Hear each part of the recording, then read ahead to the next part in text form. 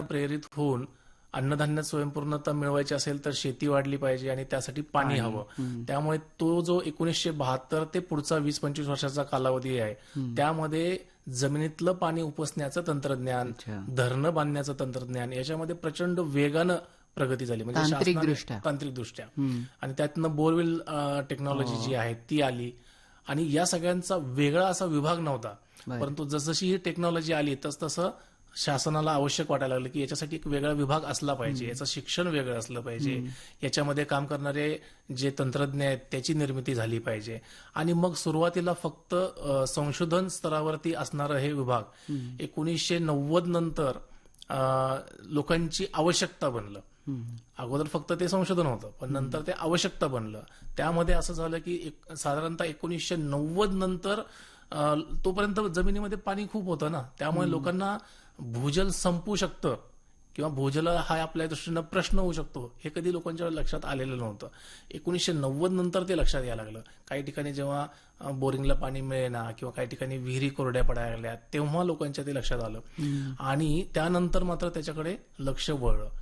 आत्ता स्थिती अशी आहे की ह्या विज्ञानाचा प्रत्यक्षात लोकांना होणारा वापर हा अजूनही इतका प्राथमिक अवस्थेत आहे. म्हणूनच मी त्याला किशोरावस्था असा शब्द वापरला. अगदी बाल्यावस्था असं वापरलं नाही, कारण तंत्रज्ञान आज उपलब्ध आहे पण त्याचा वापर कसा करायचा हे प्रत्यक्ष जे तळागाळातील जे त्याचे गरजू लाभार्थी आहेत त्यांच्यापर्यंत तो अजून तितकासा पोहोचलेला नाहीये. भूजल विज्ञान हे माझ्या शेतासाठी, माझ्या विहिरीसाठी, माझ्या बोरवेलसाठी किंवा माझ्या एकूणच पाणी व्यवस्थापनासाठी कसं आवश्यक आहे हे अजूनही स्टेक होल्डर्सला समजलेलं नाहीये आणि म्हणून मी याला किशोरावस्थेत म्हणतो. आता हे न समजल्यामुळे होणारे जे दुष्परिणाम आहेत त्यात आपण सगळीकडे बघतोय. मग ते बँगलोर सिटी सारखं उदाहरण असो किंवा आपल्या महाराष्ट्रातली जलयुक्त सारखी चळवळ असो किंवा वॉटर कप सारखी चळवळ असो. आणि सगळीकडे परिस्थिती थोड्याफार फरकाने ती आहे किंवा आपण त्या परिस्थितीपर्यंत पोहोचणार आहोत असं तुमच्या बोलण्यावरनं वाटतंय मला. बँगलोर हा त्याचा एक्स्ट्रीम एंड आहे आणि अशीच परिस्थिती आपल्याला अन्य शहरांमध्ये सुद्धा लवकरच पाहायला मिळू शकते. मागील 2-3 वर्ष म्हणजे 2020 ते 2023 या दरम्यान आपल्या सुदैवाने पाऊस चांगला झालेला आहे. म्हणजे जे पर्जन्यमान आहे ते जवळपास सरासरीच्या 1.5 इतकं राहिलेलं आहे. म्हणजे ते जास्त 150% इतकं पर्जन्यमान झालेलं आहे. आणि असं असताना मागची 3-4 वर्ष जी आहे ते लोक गाफील राहिले त्याच्यामध्ये. त्यांच्या लक्षात नाही आलं की आता काय होऊ शकतं. आणि या वर्षी मात्र निसर्गानं आपल्याला जाणीव करून दिली आहे की फक्त एका वर्षी सरासरीपेक्षा जेव्हा कमी पाऊस पडतो तेव्हा काय होऊ शकतं हे आता आपण बघतोय. आणि दुर्दैवाने आपलं जे एकूणच लोकप्रतिनिधींचं या विषयाकडे बघण्याचं जे गांभीर्य आहे ते सुद्धा फार काही उत्साहवर्धक आहे असं म्हणता येत नाही. आणि त्यामुळे होतंय काय की अजूनही लोक अत्यंत गाफील अवस्थेमध्ये आहेत. जसं लातूर शहराची एक स्थिती 2013-14 मध्ये आपण बघितली होती की जेव्हा ट्रेननी पाणी मागवावं लागलं होतं, तशी स्थिती ही अनेक शहरांवरती ओढावू शकते. अजूनही तंत्रज्ञानामुळे जमिनीखालून 500-600 फुटापासून पाणी लोक उपसतायत. काही प्रमाणामध्ये ज्या स्वयंसेवी संस्था आहेत त्या जनजागरूकता करत असल्यामुळे पाणी वापराबद्दल आता लोकांमध्ये थोडंसं जागरूकता यायला लागली आहे. त्यामुळे अजूनही आपण तग धरून आहोत. परंतु बँगलोर सारखी स्थिती मला असं वाटतं की फार दूर नाहीये. ती याच उन्हाळ्यात तुम्हाला इतर अनेक शहरामध्ये पाहायला मिळू शकते. नद्यांमधनं पण होणारा उपसा, आपण जाता येता कधी प्रवासाला निघालो होतं ते पाईप्स दिसत राहतात आपल्याला, त्याच्यावरती नियंत्रण काही आहे का? नाही, मुळात कसं आहे, भूपृष्ठ जल आणि भूजल हे दोन वेगळे विषय नाहीत, हे एकच विषय आहे. म्हणजे जेव्हा आपल्याला पावसाचं पाणी मिळतं ते साधारणतः मान्सूनमध्ये आपल्याला ते मिळतं ऑक्टोबर-नोव्हेंबर पर्यंत उशिरात उशिरा. त्यानंतर ते पुढचे जे कोरडे महिने असतात तेवढ्या कालावधीसाठी आपल्याला ते वापरायचं असतं. आणि ते कसं वापरायचं तर एक आपल्याला भूपृष्ठ जल म्हणून ते साठवणूक म्हणून धरणांच्या किंवा तलाव असतील, बंधारे असतील त्याच्यामार्फत आपण वापरतो किंवा मग भूपृष्ठ जल म्हणून आपल्याला ते जमिनीच्या आत मिळतं. आता मुद्दा असा आहे की जमिनीच्या वर साठवलेलं जे पाणी आहे बंधाऱ्याच्या स्वरूपात, धरणांच्या, ते डोळ्यांना दिसणारं पाणी आहे आणि त्याच्यामुळे त्याचं व्यवस्थापन त्या मानानं सोपं आहे. उरलेलं पाणी जे भूपृष्ठ जल आहे ते डोळ्यांना दिसत नाही किंवा त्याचं जे ऍक्च्युअल कॅल्क्युलेशन आहे, ज्याला आपण त्याची साठा क्षमता एखाद्या परिसराची, आता पुणे शहर आहे तर पुणे शहराच्या खाली जो भूगर्भ आहे त्यात नेमकं किती कोटी लिटर पाणी साठलेलं आहे तो नेमका आकडा सांगणं हे अगदी भूवैज्ञानिकांनाही सहज शक्य नाहीये. त्यामुळे सामान्य प्रशासनाला तर अवघडच आहे. आणि अशी स्थिती असल्यामुळे काय होत आहे की आत्ता आपण जे भूपृष्ठाच्या वर दिसणारं पाणी आहे धरणांमध्ये, त्याची साठा क्षमता आपल्याला काढता येते, लोक वापरतात देखील. परंतु नियोजन करत असताना आता उदाहरण सांगून मी ह्याला चांगलं स्पष्ट करू शकतो की आता आपल्याकडे खडकवासला, पवना याच्यामध्ये जे पाणी आहे ते त्याची आकडेवारी उपलब्ध आहे आणि ते पाणी सोडलं जातं आणि ते अमुक इतक्या पुण्याच्या लोकसंख्येकरता म्हणून ते सोडलं जातं. प्रति व्यक्ती ते 150 लिटर पर्यंत आम्ही पाणी देतो असं त्यांचं म्हणणं असतं. प्रत्यक्ष सोडलेलं पाणी आणि प्रत्यक्ष पोचलेलं पाणी ह्याच्यामध्ये खूप मोठा गॅप आहे आणि तो जवळपास 40% जास्त आहे. बाष्पीभवन आणि नाही, त्याला आपण गळती असा शब्द वापरतो. आता ते गळती म्हणजे काय, तर तो हिशोबात झालेली चूक आहे. म्हणजे आपण जी आकडेवारी सांगितली ती मोघम आहे, ऍक्च्युअल नाहीये. तर हा तो गॅप आहे. आणि म्हणून होतं काय की जेव्हा आपल्याला जसा उन्हाळा येतो आणि नद्या कोरड्या दिसतात किंवा धरणातला पाणीसाठा कमी झालेला दिसतो, त्या कालावधीमध्ये आता उदाहरणार्थ जानेवारीपासून ते मार्च एप्रिल पर्यंत ह्या कालावधीमध्ये काय होतं की सरकारला अर्थातच त्यांना नियोजन करावं लागतं की आता पाणी कपात आहे, 2 दिवसातून एकदा पाणी सोडूया किंवा शेतीचं पाणी आधी बंद करूया किंवा उद्योगांना काही दिवस स्थगिती देऊया, अशा पद्धतीचं ते नियोजन सुरू असतं. परंतु त्या कालावधीमध्ये नागरिक भूगर्भातनं एक मोठ्या प्रमाणावरती पाणी वापरत असतात आणि तो हिशोब नसतो. बरोबर. म्हणजे पुणे शहरात एकूण बोरवेल्स किती आहेत आणि प्रति बोरवेल प्रति कुटुंब किती पाणी वापरतंय ह्याचा कुठेही हिशोब नाहीये. आणि तो हिशोब जोपर्यंत पाणी तुम्हाला मिळतंय तोपर्यंत तो हिशोब करण्याची काही आवश्यकता आहे असंही कोणाला वाटत नाही. आणि मग होतं काय की ज्या दिवशी ते जमिनीतलं पाणी संपेल तेव्हा मात्र मग सगळे खडबडून जागे होतात. म्हणजे परिस्थिती जी बंगलोरची बँगलोरला आता झालेली झालेली आहे. Exactly. ती केवळ भूगर्भातलं पाणी माहीत नसल्यामुळे झालेली स्थिती आहे. या सगळ्या पार्श्वभूमीवरती तुम्ही सहज जलबोध नावाची जी चळवळ सुरू केलीत, तर त्याचा उगम काय होता आणि काय स्वरूपाचं काम तुम्ही उभं केलं त्या चळवळीतनं? 2013-14ला जो काही दुष्काळ होता त्या दुष्काळी स्थितीमध्ये ज्या काही एकूणच शासकीय आणि गैरशासकीय स्तरावरती उपाययोजना केल्या जातात, त्या उपाययोजनांची जी यशस्वीता असते याचा जो काही एक तुलनात्मक अभ्यास आम्ही वैज्ञानिक म्हणून जेव्हा करतो, भूजल वैज्ञानिक म्हणून जेव्हा करतो, तेव्हा माझ्या असं लक्षात आलं की शासनाची कुठलीही कितीही चांगली योजना असो, ती जर यशस्वी व्हायची असेल तर त्या योजनेमधील जे तांत्रिक ठोकताळे असतात त्याची चांगल्या प्रकारे जाणीव हे प्रत्यक्ष वापरकर्त्याला असणं गरजेचं आहे. म्हणजे जे स्टेक होल्डर्स आहेत त्यांना ही योजना जी आहे तिची अंमलबजावणी करत असताना ती तांत्रिक दृष्टीने योग्य प्रकारे अंमलबजावणी तिची केली जात आहे की नाही हे कळणं फार गरजेचं आहे. आणि दुर्दैवाने 13-14 मध्ये मला असं वाटलं की त्या काळामध्ये असणाऱ्या ज्या काही योजना आहेत, ज्या काही कागदावरती अतिशय चांगल्या दिसतात, त्याची अंमलबजावणी कदाचित चुकू शकते या मुख्य कारणामुळे. आणि मग याच्यावर उपाय काय, तर याच्यावरती उपाय असा आहे की मुळात भूजल हा विज्ञान जो की अत्यंत प्राथमिक अवस्थेत आहे, सामान्य माणसाला तो माहीत नाहीये, तो त्यांना माहीत करून दिला पाहिजे. आता तो कुणी दिला पाहिजे, एक तर तो शालेय स्तरातनं माहीत झाला पाहिजे, प्रशासकीय उपाययोजनातनं तो माहिती झाला पाहिजे किंवा आपण जे गैर शासकीय संस्था असतात त्यांच्या माध्यमातून तो माहीत व्हायला पाहिजे. त्यावेळेस माझ्या असं लक्षात आलं की मुळात भूजल वैज्ञानिक म्हणून हा विषय लोकांपर्यंत ठेवणारा तसं कोणी पुढे आलेलं मला दिसलं नाही. आम्ही अगोदर काम करत होतो, आम्ही एक शासकीय यंत्रणेत जे काही आमचा रोल असतो, जो आम्हाला आदेश मिळतो त्याप्रमाणे आम्ही करत असतो. परंतु त्या कक्षेच्या बाहेर जाऊन लोकांपर्यंत पोहोचून लोकांना हा विषय सांगणं, त्यांच्या भाषेत समजेल त्यांच्या अशा भाषेत असं कुणी केलेलं नव्हतं. त्यापूर्वी देखील जलविज्ञानातल्या गोष्टी ज्या लोकांसमोर लोकांना वाचायला किंवा ऐकायला मिळत होत्या त्या मुख्यतः अभियंता म्हणजे इंजिनियर्स आणि फार फार तर कृषी शास्त्रज्ञ यांच्या माध्यमातून त्या पोचत होत्या. परंतु ही जी मंडळी आहे त्यांचा विषय घटक हा भूजल हा नाहीये आणि मुळातच भूजल इतका विषय नवा आहे, तो अत्यंत सोप्या भाषेत लोकांपर्यंत मांडणं हे तितकंसं घडणारं नाहीच आहे, ते आजही घडत नाहीये. आणि म्हणून मला असं वाटलं की नाही, भूजल वैज्ञानिकांनीच हा पुढाकार घेतला पाहिजे. आणि म्हणून मी असं ठरवलं की काय केलं पाहिजे, तर आम्ही सुरुवातीला याच्यावरती एक अभ्यासक्रम बनवला. आम्ही सहज जलबोध अभियान हे नाव फार नंतर अगदी 2019 मध्ये आम्ही 18-19 मध्ये आम्ही दिलं. पण सुरुवातीला आम्ही काय केलं की सगळ्यात महत्वाची गोष्ट एक अभ्यासक्रम असावा की जो अगदी लहान मुलापासून ते गावातल्या शेतकऱ्याला सुद्धा त्याच्या भाषेमध्ये समजू शकतो. तो मराठीत असावा, त्याची रचना अशा पद्धतीने असावी की क्रमबद्ध पद्धतीने लोकांना तो विषय समजला पाहिजे. अगोदरच भूजल विज्ञान हा क्लिष्ट मानला जातो आणि तो अधिक सोपा कसा करून सांगता येईल. आणि मग आम्ही त्याला सहज जलबोध असं एक नाव दिलं. सहज जलबोध अभ्यासक्रम, अभियान नाही, अभ्यासक्रम. आणि मग हा अभ्यासक्रम तयार करून पंढरपूरला आम्ही पहिल्यांदा त्याचा पंढरपूरला एका महाविद्यालयामध्ये आम्ही एक कार्यक्रम घेतला आणि तिथे मी माझ्या खात्याच्या मार्फत तो अभ्यासक्रम लोकांसमोर ठेवला आणि लोकांना तो आवडला. त्यानंतर अर्थात सोशल मीडिया जो की 2014 पूर्वी इतका प्रभावी पद्धतीने वापरला जात नव्हता, तो 2016 मध्ये आम्ही माझ्या असं लक्षात आलं की सोशल मीडियाचा खूप चांगला वापर होऊ शकतो. मग आम्ही तुकड्या तुकड्यामध्ये काही गोष्टींवरती लिहायला सुरुवात केली. हळूहळू त्याला प्रतिसादही खूप चांगला मिळत गेला आणि मग एखाद्या व्यक्तीला एखादी शंका असेल आणि त्याचं शंका निरसन केलं की ती व्यक्ती संपर्कात आल्यानंतर तो अजून 10 प्रश्न विचारतो.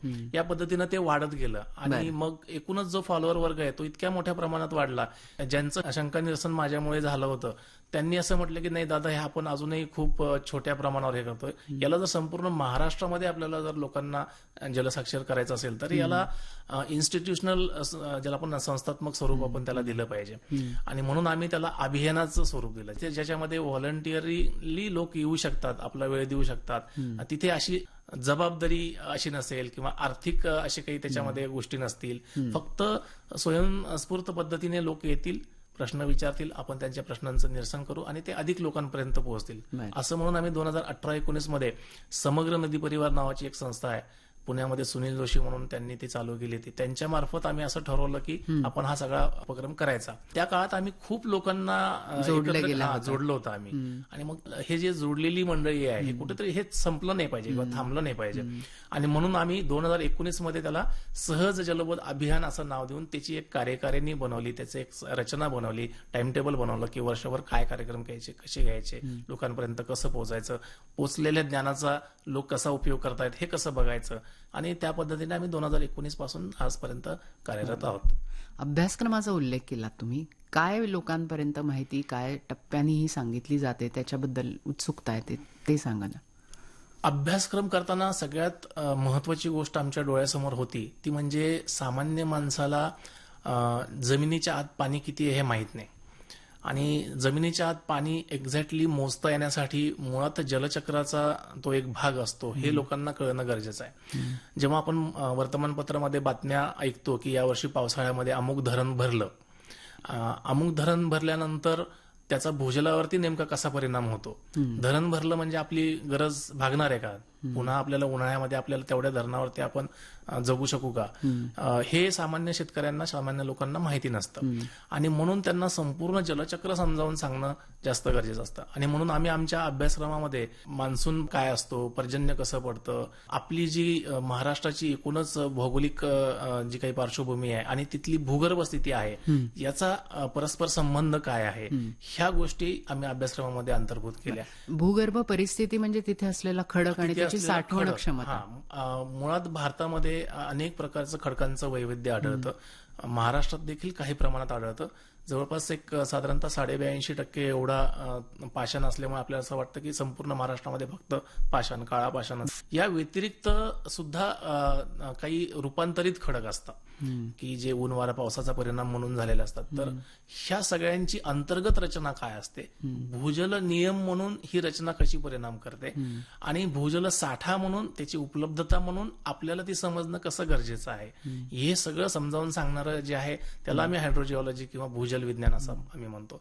हे भूजल विज्ञान सोप्या भाषेमध्ये आम्ही लोकांसमोर ठेवलं.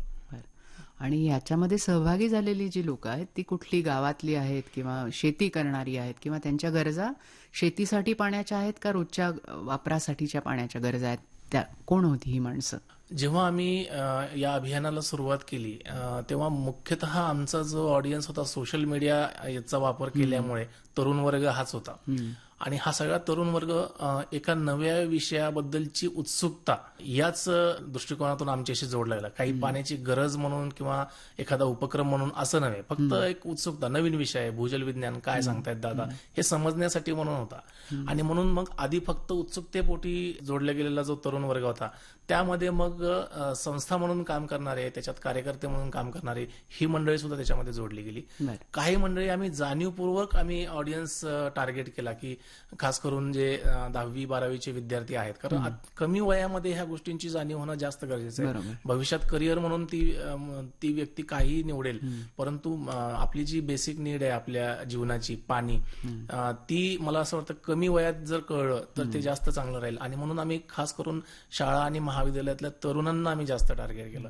आम्ही आमच्या अभ्यासक्रमाची जाहिरात करतानाच आम्ही अर्थात अभ्यासक्रम हा मोफत होता, त्यामुळे आम्ही जाहिरात करतानाच आम्ही तरुण असतील किंवा कॉलेजमधले विद्यार्थी असतील ज्यांना त्यांच्या सुट्टीच्या कालावधीमध्ये अशा पद्धतीच्या उपक्रमांमध्ये भाग घ्यायचा आहे, अशा लोकांना आम्ही जास्त टार्गेट केलं. शेतकरी म्हणाल तर शेतकरी अद्यापही तितका जागरूक नाही. आम्ही अजूनही पोहोचतोय, शेतकऱ्यांपर्यंत पोहोचण्याचा प्रयत्न करतोय. अभ्यासक्रम शिकण्याच्या दृष्टीनं अजूनही फार काही शेतकरी आमच्यापर्यंत पोहोचत नाहीये. आजही आमचा जो मुख्य अभ्यासक्रम पोहोचतोय तो फक्त संस्था कार्यकर्ते, जलक्षेत्रात ज्यांना काम करायचंय अशी लोक यांच्यापर्यंतच पोहोचतोय. प्रत्यक्ष शेतकऱ्याला अजून तितकंच आम्ही पोहोचू शकत नाही. पण ही जी मधली मंडळी आहे, ज्या ऑलरेडी आम्ही ट्रेन केलेली आहे, त्यांचे जे उपक्रम आहेत, मग निसर्ग बेट सारखा उपक्रम असेल, एखाद्या तलावाचं पुनरुज्जीवन असेल, एखाद्या पाझर तलावाचं काम असेल, याच्या माध्यमातून आम्ही आता शेतकऱ्यांपर्यंत पण पोहोचू लागलो. बरोबर.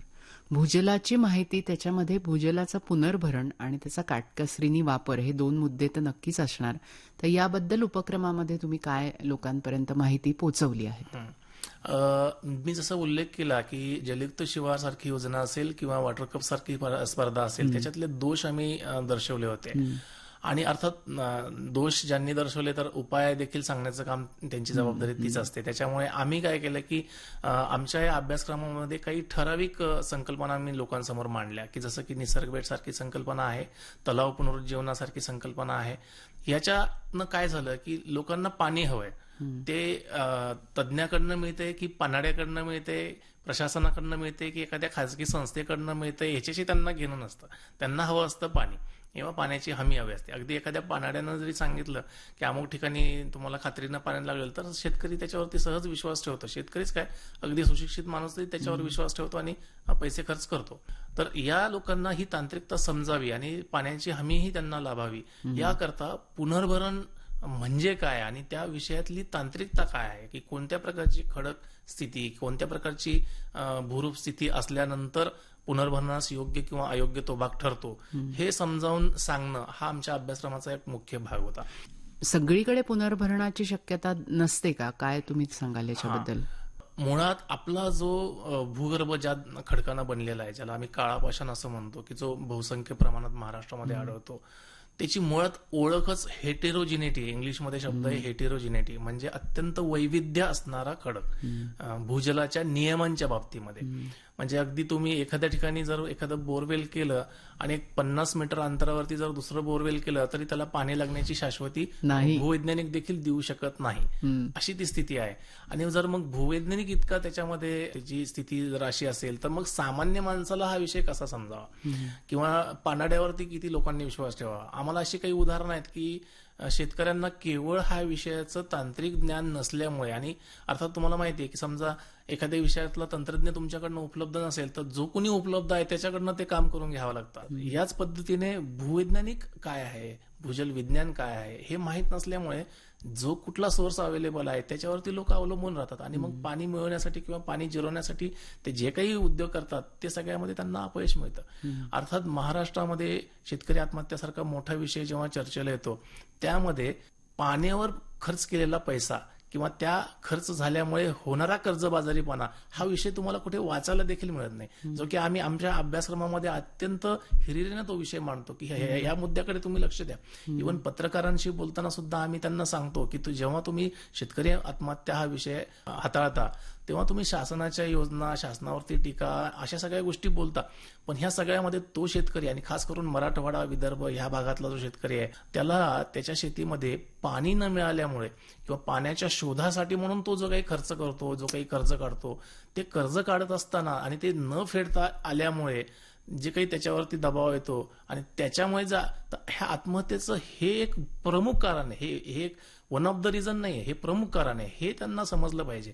आणि हे आम्ही असं आकडेवारी आम्ही असे कित्येक शेतकरी बघितलेले आहेत की त्यांनी केवळ पाणाड्यांच्या भरोशावरती आपल्या 1 एकर जागेमध्ये 10, 15, 20 बोरवेल त्यांनी मारलेले आणि पाणी मिळालं नाही. यांना जर एखाद्या तांत्रिक व्यक्तीनं सांगितलं असतं की तुझ्या शेताची एकूणच अनुकूलता जी आहे ती पाणी मिळण्यासाठी योग्य नाहीये, हे जर त्याला कळलं असतं तर त्यांनी 25 बोरवेल मारले नसते ना, त्यांनी काहीतरी वेगळा उपाय केला असता, कोणाकडून तरी पाणी घेतलं असतं काहीतरी.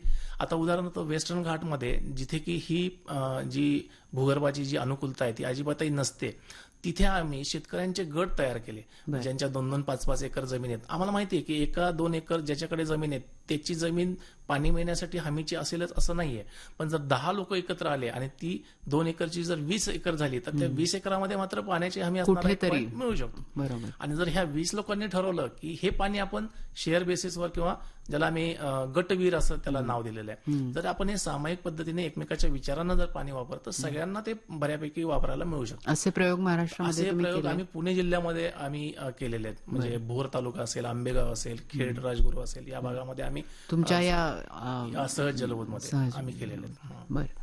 आणि त्याला प्रतिसाद लोकांचा कसा मिळाला? जे अल्पभूधारक शेतकरी आहेत ज्यांना पाण्याची अजिबातच हमी नाहीये आणि त्यामुळे अर्थातच त्यांना स्थलांतर करावं लागतं. पुणे शहर ही जी मी आता नावं घेतली तालुक्यांची, यातला मुख्य वर्ग आहे तो एकतर पुणे किंवा मुंबई सारख्या ठिकाणी तो कंपनीमध्ये कामाला मजूर वर्ग म्हणूनच जातो. अशा लोकांना जर आपण पाणी देऊ शकलो तर ते आपल्याला स्थलांतर जे ते रोखता येऊ शकतं किंवा उलटं पण रिव्हर्स मायग्रेशन. तर ते करण्यामध्ये आम्हाला यश मिळालं आणि कुटुंबांना आम्ही परत वापस, अर्थात हे काही फक्त सहज जलबोधचं एकट्याचं काम नाही आहे, याच्यासोबत असणाऱ्या स्वयंसेवी संस्था, याच्यासाठी निधी पुरवण्यासाठी जे काही CSR ज्या कंपनीच्या माध्यमातून पुढे आला त्या कंपन्या, यांची भूमिका तितकीच महत्वाची आहे. त्यामुळे आम्हाला हा प्रयोग राबवता पण आला, तो यशस्वी पण करता आला. अर्थात अजूनही मराठवाड्यामध्ये मी म्हटलं तसं अजूनही तितकी जलजागरूकता नाहीये, त्यामुळे अजूनपर्यंत तिकडे तसं यश आम्हाला मिळालं नाही. पण आम्ही आमचा प्रबोधन म्हणून आम्ही प्रचार प्रसार याचा करत राहतो. आमच्या सगळ्या अभ्यासक्रमामध्ये गटवीर हा एक विषय असतो. गटविहीर भविष्यामध्ये लोकांनी पाणी एकमेकांच्या विचारांनी शेअर करून समजदार पद्धतीने वापरलं पाहिजे, हा त्याची पाठीमागची संकल्पना. पाण्यावरून तंटे होता कामा नये, ज्याच्याकडे उपलब्ध आहे त्यांनी इतरांना देण्याची वृत्ती ठेवायला पाहिजे. मी याच्यात थोडासा एक वेगळा विषय सांगतो. शेततळे नावाचा जो आहे, मागेल त्याला शेततळे ही जी योजना आहे, तर ही एक वैज्ञानिक म्हणून मी तिचा विरोध केला होता. त्याचं कारण असं आहे की मागेल त्याला शेततळे या योजनेमध्ये भूगर्भातनं पाणी उपसून ते शेततळ भरणं असं अपेक्षित नव्हतं, शासनाला अपेक्षित नव्हतं. पावसाचं पाणी मी म्हटलं ना, शासनाच्या योजना ह्या कागदावरती उत्तमच असतात, कारण त्याच्यामध्ये वैज्ञानिकांनी अभ्यास केलेला असतो ना, त्याच्यामुळे कागदावर ते योग्यच असतात. पण जेव्हा ती अंमलबजावणी होते ना, तिथे त्या फसतात. आता शेततळ्यामध्ये तेच झालेलं आहे. शेततळ शासनाने जेव्हा मागेल त्याला शेततळ द्यायचं ठरवलं तर त्याच्यामध्ये पार्श्वभूमी अशी होती की ते पावसाच्या पाण्यानं भरलं जावं, की जे पावसाळ्यामध्ये अतिरिक्त पाणी वाहून जातं त्यानं ते भरलं जावं. परंतु प्रत्यक्षात तसं घडत नाही. डिसेंबर नंतर जे बडे शेतकरी असतात की ज्यांना हे शेततळ भरण्याइतका खर्च परवडू शकतो, विहिरी किंवा बोरवेल ते घेऊ शकतात, हे लोक सगळं पाणी उपसतात आणि त्या शेततळ्यामध्ये भरतात.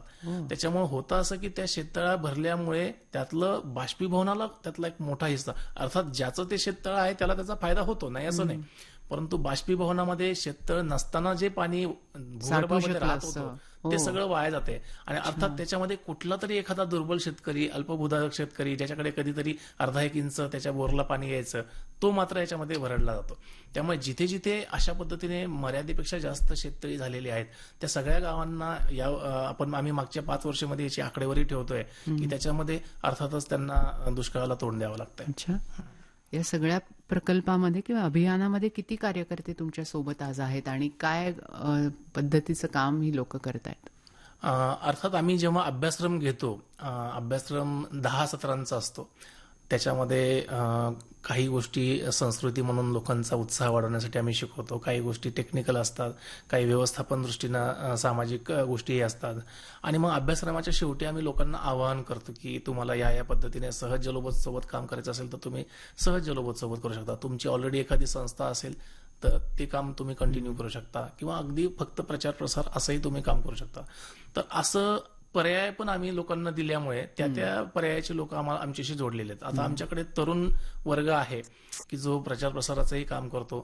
आमच्याकडे असे काही संस्था आहेत की त्यांच्या सगळ्या कामामध्ये आमची मदत घेतात. आता उदाहरणार्थ चाळीसगाव तालुक्यामध्ये भूजल अभियान नावाची संस्था आहे. तिथे गुणवंत सोनवणे नावाची एक व्यक्ती आहे. त्यांच्या पुढाकाराने हे सगळं काम चालतं. त्यांच्या परिसरामध्ये जी कामं चालतात त्याच्यामध्ये ते तांत्रिक सल्ला जे आहे ते सहज जलबोधचा घेतात. मग तिथे तलाव निर्माण सारखा विषय असेल, रेन वॉटर हार्वेस्टिंग सारखा विषय असेल किंवा निसर्गवेध सारखा विषय असेल, तर असे अनेक प्रयोग महाराष्ट्रभर सुरू आहेत. याची जी आकडेवारी आहे, आता तसा जर विचार केला तर आम्ही असं म्हणू शकतो की आम्ही 1 लाख लोकांपर्यंत पोहोचलोय, 2 लाख लोकांपर्यंत पोहोचलो, परंतु आम्ही असे आकडेवारीचे दावे करत नाही. आमच्याकडे जी नोंदणी झालेली आहे, ज्यांनी आमच्या प्रत्यक्ष अभ्यासक्रमाचा भाग घेतलेला आहे, ते मात्र साधारणतः 5-1 हजार नोंदणी आमच्याकडे आहे. आणि जवळपास आम्ही प्रत्येक महिन्याला ऑनलाईन स्वरूपात असल्यामुळे लोक सहज उपलब्ध असतात. ऑनलाईन स्वरूपातच घेतो. पुण्यात मी जेव्हा उपलब्ध असेल त्यावेळेस ऑफलाईन पण आम्ही करतो. तर त्याच्यामध्ये साधारणतः 5,000 लोक आहेत. ही 5,000 लोक त्यांच्या गावामध्ये जे कार्यक्रम घेतात काय, बरोबर, ती आकडेवारी आम्ही धरत नाही, पण ती लाखाच्या पुढे तर नक्कीच गेली. आज महाराष्ट्रभरामध्ये प्रत्येक जिल्ह्यामध्ये सहज जलबोध अभियान हे पोहोचलेलं आहे. कारण प्रत्येक जिल्ह्यामध्ये आम्ही सहज जलबोध अभियानाची जी कार्यकारिणी आहे, म्हणजे त्याच्यामध्ये जिल्हा समन्वयक असेल, तालुका समन्वयक असेल, अशा पद्धतीची कार्यकारिणी आम्ही केलेली आहे की जेणेकरून त्या परिसरामध्ये काय उपक्रम सुरू आहेत, काय अडचणी आहेत हे आम्हाला समजावं असं आहे. आमच्या श्रोत्यांना जर कोणाला सहज जलबोधचा हा अभ्यासक्रम करायचा असेल तर त्यांनी संपर्क कुठे करावा? अर्थातच आम्ही सुरुवातीला सांगितल्याप्रमाणे हा सहज जलबोध अभियान हे सोशल मीडियावरती खूप जास्त प्रमाणात सक्रिय आहे. अगदी तुम्ही सहज जलबोध सारखा एक शब्द टाकून जरी तुम्ही सर्च केलं तरी तुम्हाला सहज जलबोधची सगळी माहिती, फोन नंबर त्याच्यामध्ये सहजपणे मिळू शकतात.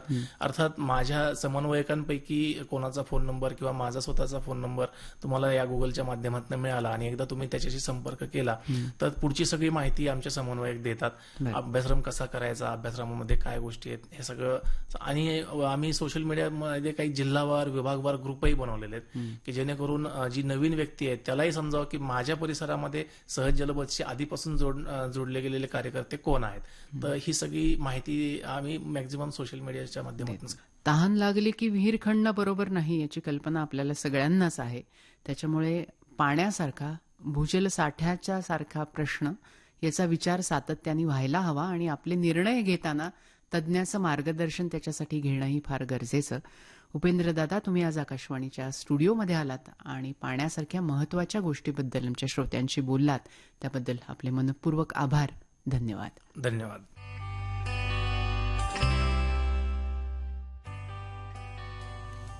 साध संवाद या कार्यक्रम मालिकेत आज आपण ऐकली सहज जलबोध ही चळवळ चालवणारे भूजल वैज्ञानिक उपेंद्रदादा धोंडे यांची गौरी लागू यांनी घेतलेली मुलाखत.